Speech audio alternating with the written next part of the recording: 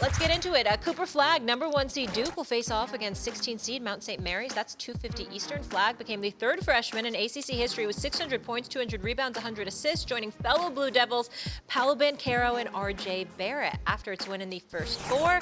11 seed North Carolina takes on 6 seed Ole Miss at 4:05 Eastern. And 11th seed is UNC's lowest seed in the NCAA tournament since seeding began in '79.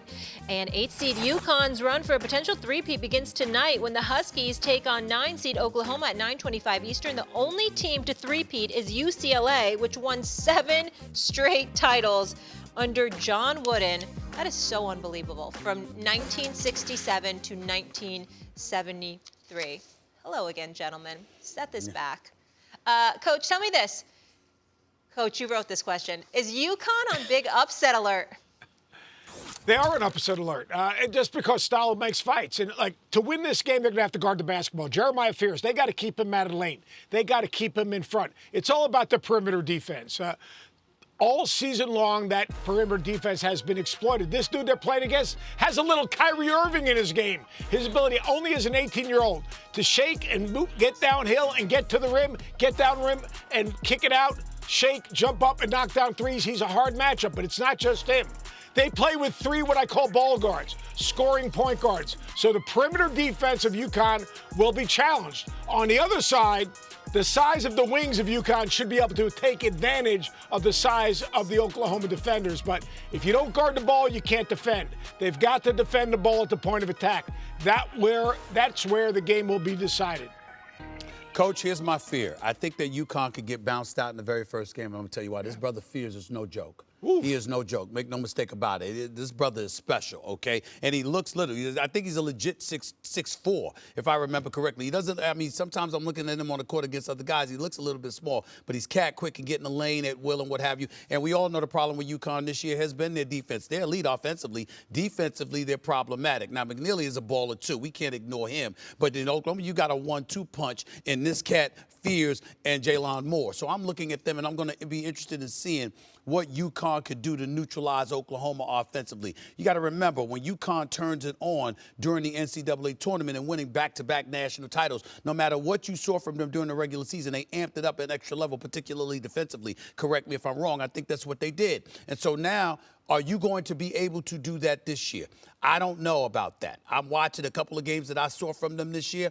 I was not impressed with their defense. And then I'm looking at these cats for Oklahoma, and I'm looking at it right now. I'm looking at these victories. This cat Fears has 20 or more points with wins against Arizona, Michigan, Vanderbilt, Mississippi State, Missouri, and Georgia.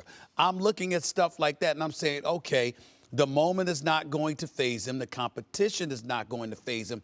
Everything about him says that as the lights shine brighter, he's going to respond to the challenge, and he knows he's going up against the reigning defending 2-time national champions who are porous defensively. I'm telling you right now, if there was a game UConn could lose, it would be this one. Yeah, and Fears is only 18 years old. Now, the Jalon Moore thing is a really interesting point because Alex Karaban, Moore is hard to keep off the glass. He's a slashing 4 guy. They've got to keep him in front and cut him out off the glass. I think UConn can win this game as long as Solo and McNeely show up and somehow, some way, they just slow down the initial push of that Oklahoma perimeter game. But can they defend? That's going to be the challenge. Molly's going to give them an inspirational pregame talk, and I think they'll be in a stance, they'll be ready to defend, and she's looking for another purse or a pair of shoes. All right. No, I'm not trying to steal anyone's money this time around.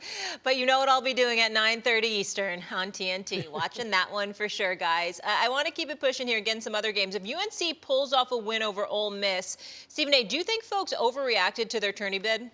No. I don't think they overreacted because no matter what you've done in the NCAA tournament or what you will continue to do, it doesn't negate the fact that you didn't deserve to be there. Now, it's passé. It's the past, and we move past that.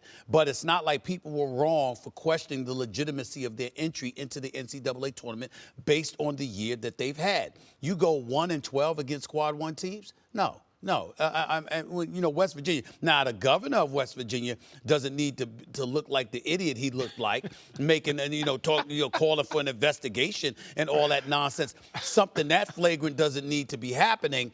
But complaining about the illegitimacy of a team entering the NCAA tournament, that happens all the time. That's not a surprise to any of us, and it shouldn't be a surprise right now. I'm just of the mindset that still in all. Having said that, you go into the tournament and you ball, you deserve respect for that too. Okay, you're here. We really, really did belong.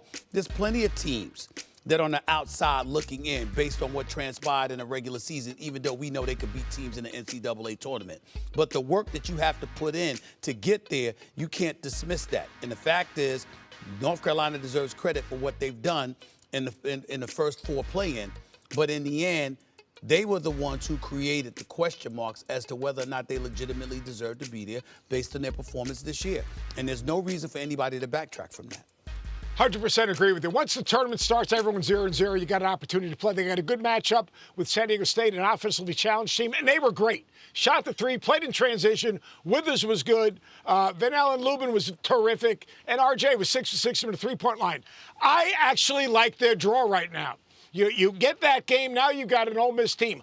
Undersized in the backcourt, undersized in the front court. Chris Beard is a great coach, and has done a great job at Ole Miss. But the teams that bothered North Carolina in that 1-12 quad one losses are teams with size and length, because their size and length swallowed up the backcourt of North Carolina. Well, you know what?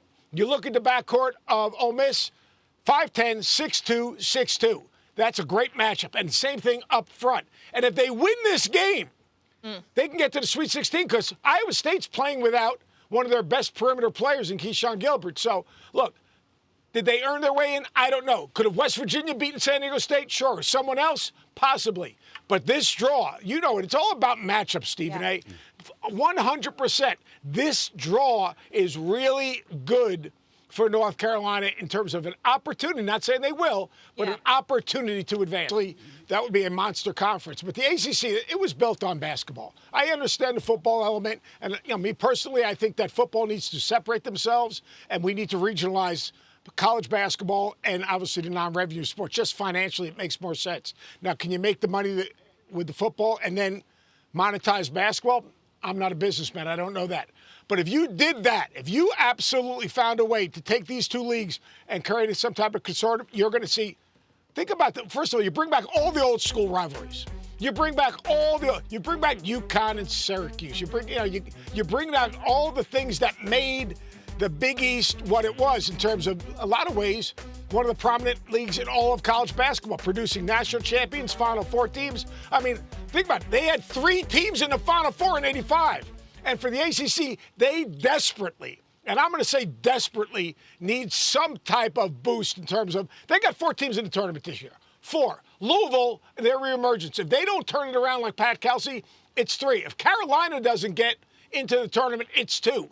ACC getting 2 teams in the tournament, bring these 2 entities together, create a monster conference, create matchups of rivalries and then new rivalries and events, and you would have a monster conference that would actually create an environment where you have an opportunity to get to 13 and to 14 teams in the NCAA tournament. Well, I love your point about separating football from basketball, because we've thought about the SEC for so many years, up until recently, up until the last couple of national championships won by Michigan and Ohio State. We were thinking about the AC all day, every day when it came to football. But we never thought about them to this degree when it came to basketball. Then you see Alabama, you see Florida, you see Auburn, you see Arkansas. Now you see, it's like, my God, what has happened? That used to be the SEC. That's not the case anymore. I'm sorry, the ACC. That's not the case anymore.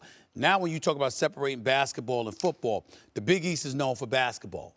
The ACC is known for basketball. So when you talk about that potential collab, that does become a bit enticing. Imagine Duke at the Garden.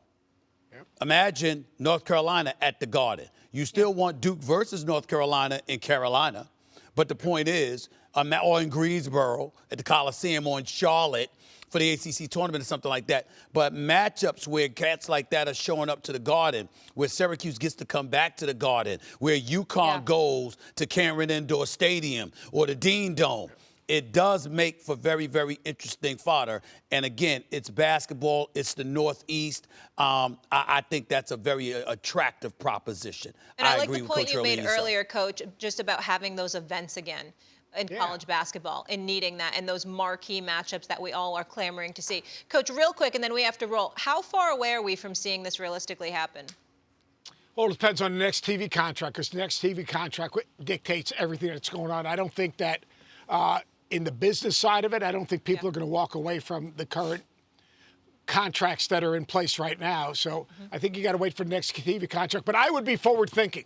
I would, if nothing else, I would have an ACC Big East challenge and not have a one-game challenge, but try to create a 2 or 3 game challenges and try to create crossover events that you have multiple games. You play non-conference games anyway. You have multiple games against each other. Not one, but made for TV event, like maybe a 3-game event for each team.